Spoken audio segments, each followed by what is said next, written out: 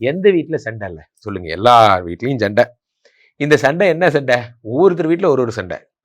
மனைவி தான் பெரிய என்ன மதிப்பு கொடுக்கறது இல்லை, என்ன எதுவும் கேட்கறது இல்லை. இதுதான் எல்லார் வீட்லையும் நடக்குது. எங்கள் வீட்லேயும் எல்லார் வீட்லையும் நடக்கும். அதான் அது எப்படி முடியாது, நான் சொல்கிறபடி தான் உன் லைஃப் டிசைன் ஆகணும் அப்படிங்கிறது.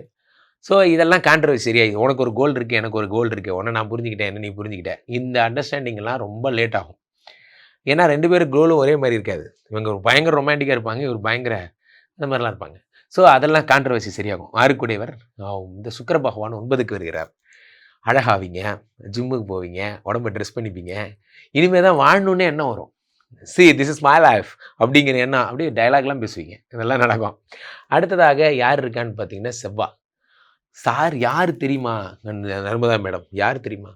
7க்குடைய செவ்வாய் கலத்திர அதாவது அவன் தான் என்ன சொல்கிறது, திருமணத்திற்கு அதிபதி. கல்யாணமே எனக்கு ஆகாதுன்னு கைவிட்டவங்கலாம் நடப்பாங்க. சார் எனக்கு கல்யாணம் ஆகணும்னு எனக்கு எண்ணம் கூட இல்லை, இனிமே கல்யாணம் ஆகும். 7க்குடைய உச்சம் ஒரே தூக்கா, I'm flying man, I'm going to America. Super, கலக்குங்க, எல்லாம் நடக்கும்.